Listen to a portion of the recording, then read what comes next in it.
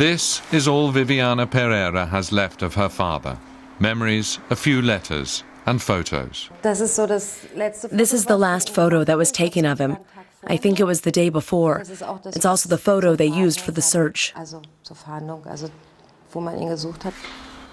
Juan Pereira went missing in the Colombian city of Villavicencio in April 1998.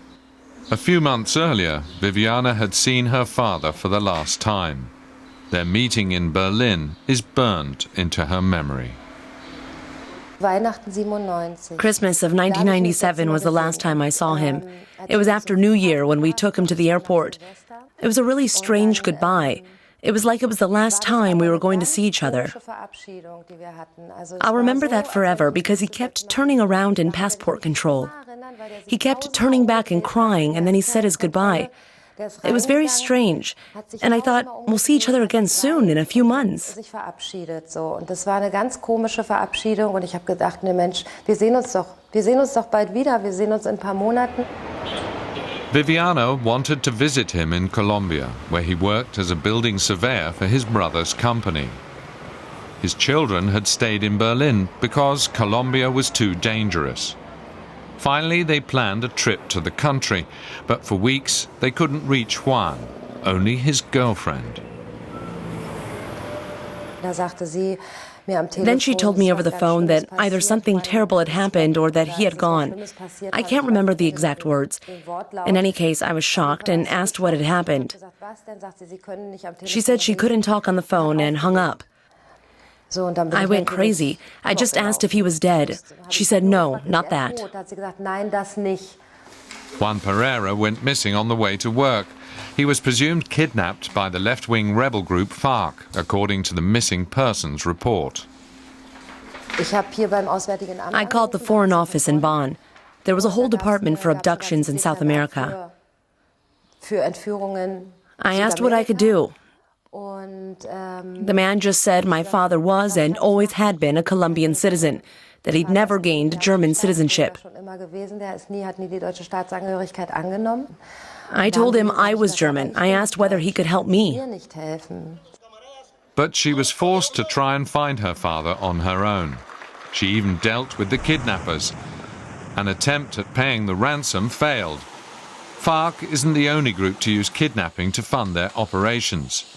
The Marxist ELN guerrillas and criminal gangs also rely on ransom money. The conflict in Colombia started in the 1960s. 200,000 people have been killed since then. This is a list of abducted people. There are 1,007 abducted Colombians on the list. My father's name is one of the 1,000 here, in the next to last column.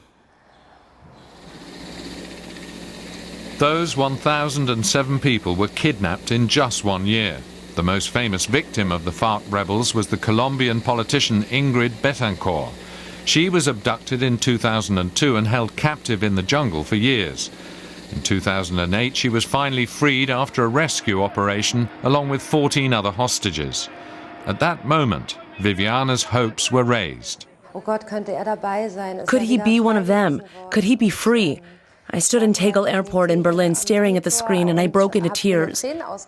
I could see the other hostages, as well as Ingrid Betancourt. And I thought maybe he was one of them and I just didn't recognize him because he'd changed so much.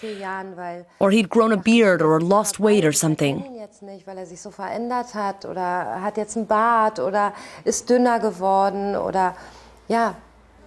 But that hope soon vanished. Her father remained missing. Viviana wants to believe that he's alive, but now she's given his details to the Red Cross for a different kind of search.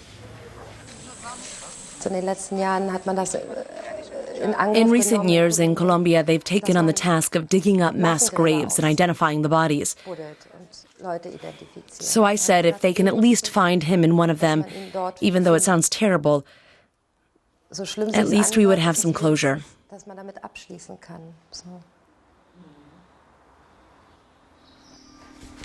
The memory of Viviana's father lives on. She named her first daughter, Juanita, after him.